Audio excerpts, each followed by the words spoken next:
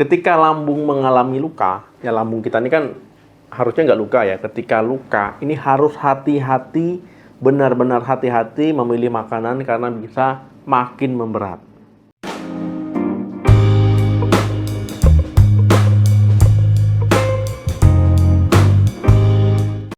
Halo, assalamualaikum warahmatullahi wabarakatuh. Lambung yang sedang meradang dan mengalami luka ini akan jauh lebih sensitif. Ya pasti teman-teman akan mengalami beberapa keluhan ya kalau seandainya nggak hati-hati. Nah, ada beberapa jenis makanan ya untuk lambung yang luka agar cepat sembuh dan meredakan gejala tadi. Nah, yang pertama ini makanan yang mengandung sulforafana. Nah, ini makanan ini contohnya brokoli, kol ya, kembang kol, selada air, ya sawi. Nah, makanan-makanan ini dia mengandung antioksidan yang baik ya, yang baik bisa mengurangi peradangan dan melindungi sel-sel lambung dari radikal bebas penyebab luka. Tetapi cara masaknya juga harus diperhatikan ya, jangan cara masaknya yang aneh-aneh. Yang kedua, makanan tinggi serat larut air. Nah, teman-teman, makanan tinggi serat larut air contohnya ini apel, pir, wortel ya, bubur gandum.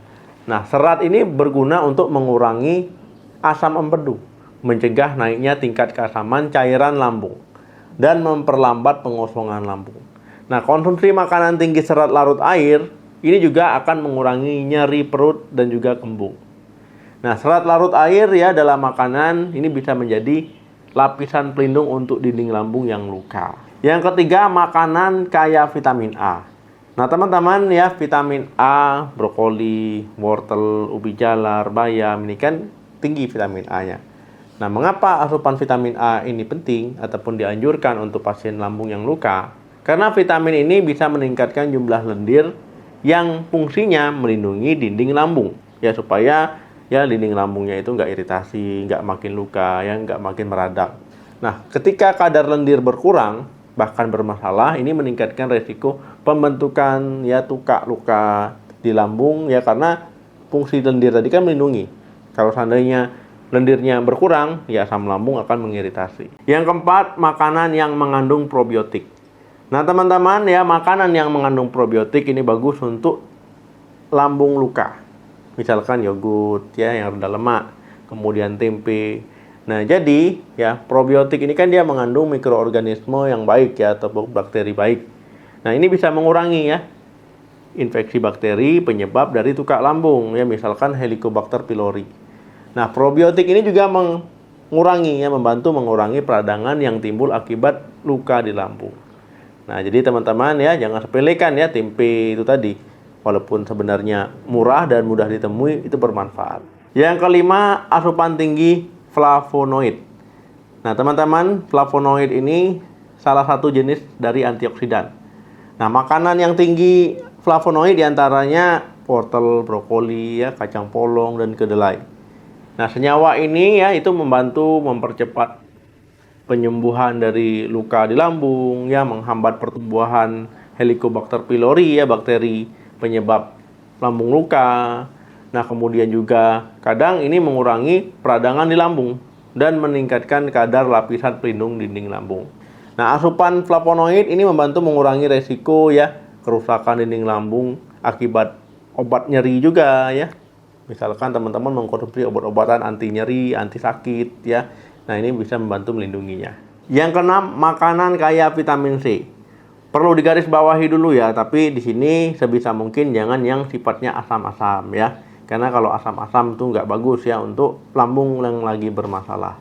Nah, teman-teman bisa pilih misalkan ya brokoli, kol, paprika, kentang ya. Ini kan vitamin C-nya tinggi. Nah, ini bisa membantu proses penyembuhan dari luka di lambungnya. Kemudian membantu mengurangi lambung ini makin memberat ya akibat luka yang ditimbulkan. Kemudian ya membantu tubuh ya meningkatkan perlawanan terhadap bakteri Helicobacter pylori tadi ya. Nah, penyebab infeksi di luka lambung.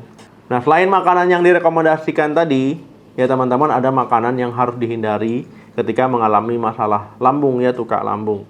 Makanan tinggi lemak, makanan berminyak atau yang digoreng-goreng, makanan pedas, makan yang sifatnya asam-asam, ya kopi, alkohol ya ataupun minuman berkafein lainnya. Kemudian masak dengan bumbu ataupun rempah-rempah yang terlalu banyak, makanan asin, makanan olahan ya cepat saji, dan juga coklat. Nah, itu ya makanan yang boleh dan makanan yang dihindari. Nah, kemudian kalau teman-teman dalam pengawasan dan pengobatan dokter, sebaiknya ikuti terus ya anjuran dari dokter, kemudian obatnya minum secara teratur, ya kemudian memang harus benar-benar hati-hati. Jangan minum obat tapi makannya nasi sembarangan. Ya, ini akan makin memberat. Oke teman-teman, terima kasih yang sudah nonton sampai habis. Jangan lupa di like, di share, subscribe channel ini. Sampai ketemu lagi di video saya selanjutnya. Salam sehat, sampai jumpa.